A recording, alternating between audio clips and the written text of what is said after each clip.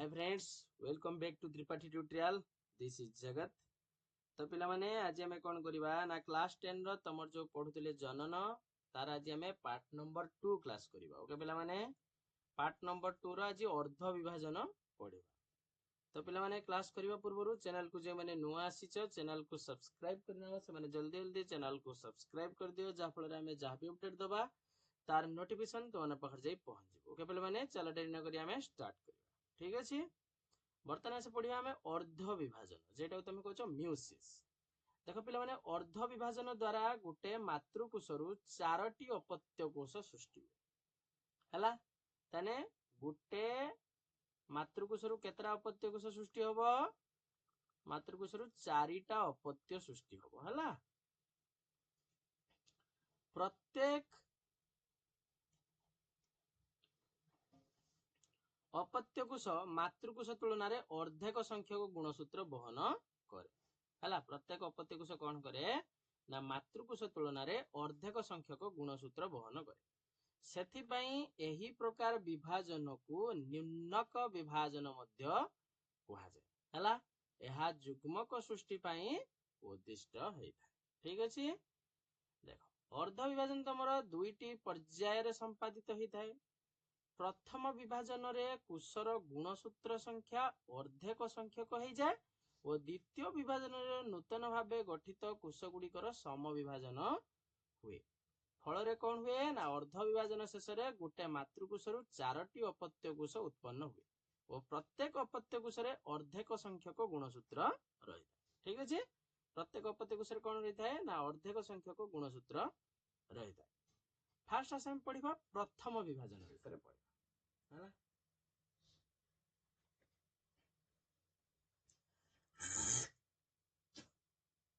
सम विभाजन परि एही विभाजन को मध्य चारोटी अध्याय विभक्त करा हिची यथा आद्यावस्था 1, मध्यावस्था 1, उत्तरावस्था 1, अंत्यावस्था 1 हला। ए भले भाबे तमरो एठी चित्र रो एठी देइछ देखि परिबो। देखो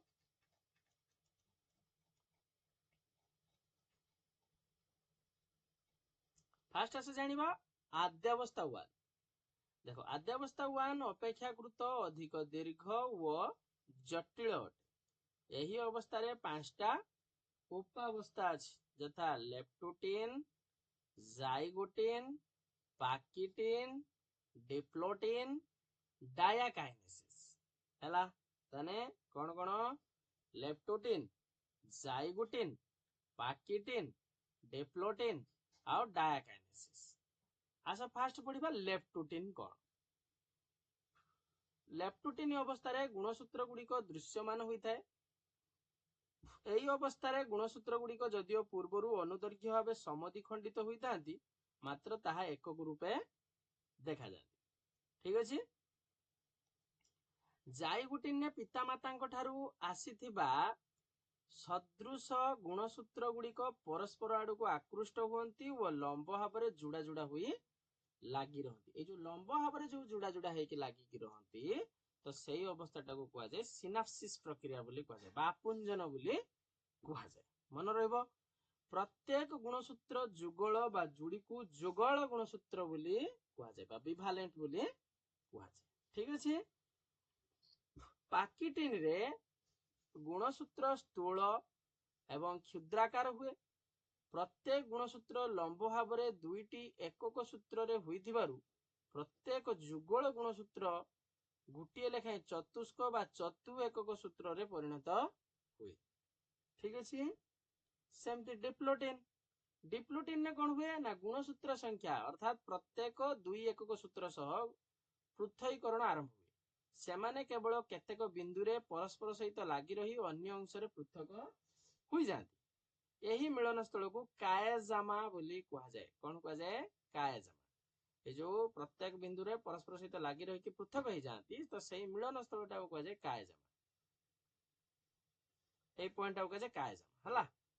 जुगल गुणसूत्र गुड़िक एही मिलन स्थल बा कायजामा निकट रे सेमानको एकक सूत्र मध्य रे अंश विनिमय द्वारा जीन रो आदान प्रदान करंती। एही प्रक्रिया को पारांतरण प्रक्रिया बा क्रॉसिंग ओवर बोली कुहा जाए। ବୁଝିଲା। ତାପରେ ତମର ଥିଲା କଣ ଡାୟାକାଇନେସିସ୍। ଡାୟାକାଇନେସିସ୍ ରେ ଗୁଣସୂତ୍ର ଗୁଡିକ କ୍ଷୁଦ୍ରାକାର କିନ୍ତୁ ସ୍ଥୂଳ ଓ ବର୍ତ୍ତୁଳ ହେବା ଦ୍ୱାରା ଅଧିକ ସ୍ପଷ୍ଟ ଦେଖାଯାଏ। ଏହି ଉପାବସ୍ଥାରେ ସେଗୁଡିକର ଆକୃତି ମୁଦ୍ରିକା ସଦୃଶ ହେଇଯାଏ। ନିନ୍ୟଷ୍ଟି ଓ ନ୍ୟଷ୍ଟି ଝିଲ୍ଲି ଏହି ଅବସ୍ଥାରେ ଅଦୃଶ୍ୟ ହେଇଯାଏ। ତାହେଲେ କେଉଁଗୁଡାକ ଅଦୃଶ୍ୟ ହେଇଯାଏ? ନିନ୍ୟଷ୍ଟି ଆଉ ନ୍ୟଷ୍ଟି ଝିଲ୍ଲି। ତାପରେ ଆସି ଦେଖିବା ମଧ୍ୟାବସ୍ଥା 1। ମଧ୍ୟାବସ୍ଥା 1ରେ କଣ ହୁଏ ନା ଏଥିରେ ସମବିଭାଜନର ମଧ୍ୟାବସ୍ଥା ପରି ଯୁଗଳ ଗୁଣସୂତ୍ର ଗୁଡିକର କୋଷରେ ମଧ୍ୟ ସମତଳ ଭାଗକୁ ଏମାନେ ଚାଲି ଆସିବେ। କୋଉ ଅବସ୍ଥା ଚାଲି ଆସନ୍ତି? ମଧ୍ୟ ସମତଳ ଭାଗକୁ ଚାଲି ଆସନ୍ତି। ଏହି ଅବସ୍ଥାରେ ତର୍କତନ୍ତୁ ଗୁଣସୂତ୍ରର କେନ୍ଦ୍ର ଭାଗ ସହିତ ସଂଶ୍ଳିଷ୍ଟ ହୋଇଥାଏ। ତର୍କତନ୍ତୁଟା ଗୁଣସୂତ୍ରର କେନ୍ଦ୍ର ଭାଗ ସହିତ ସଂଶ୍ଳିଷ୍ଟ ହୋଇକି ରହିଥାଏ। ବୁଝିହେଲା। ନେକ୍ସଟ ଆସି ଦେଖିବା ଉତ୍ତରାବସ୍ଥା 1। ଉତ୍ତରାବସ୍ଥା 1 କଣ ନା ଯୁଗଳ ଗୁଣସୂତ୍ରରେ ପ୍ରତ୍ୟେକ ଗୁଣସୂତ୍ର ତାର ଦୁଇଟି ଏକକ ସୂତ୍ର ସହ କୋଷର ବିପରୀତ ଦିଗକୁ ଦୁଇ ମେରୁ ଆଡକୁ ଗତି କରନ୍ତି। ଗୁଣସୂତ୍ର କେନ୍ଦ୍ରର ବିଭାଜନ ହୁଏ ନାହିଁ। ଏହା ହଉଛି ଗୁଣସୂତ୍ର ସଂଖ୍ୟା ଅଧା ହେଇଯିବାର କାରଣ। ଗୁଣସୂତ୍ର ଗୁଡିକ ଏହି ସମୟରେ କୋଣାକାର ବା ଭି ଆକାର ଦେଖାଯାଏ। ଠିକ ଅଛି। ତାପରେ ନେକ୍ସଟ ଆସି ଦେଖିବା ଅନ୍ତିମ ଅବସ୍ଥା 1। ଅର୍ଦ୍ଧେକ ସଂଖ୍ୟକ ଗୁଣସୂତ୍ର କୋଷର ଦୁଇ ବିପରୀତ ମେରୁରେ ଜମା ହୋଇ ଦୁଇଟି ନେଷ୍ଟି ତିଆରି କରନ୍ତି। ପ୍ରଥମେ ନିନ୍ୟଷ୍ଟି ପରେ ନେଷ୍ଟି ଝିଲ୍ଲି ସୃଷ୍ଟି ହୁଏ ଏବଂ ଗୁଣସୂତ୍ର ଗୁଡିକ ଆସ୍ତେ ଆସ୍ତେ ଲମ୍ବାଳିଆ ଓ ପରେ ଅସ୍ପଷ୍ଟ ହୋଇଯାଏ।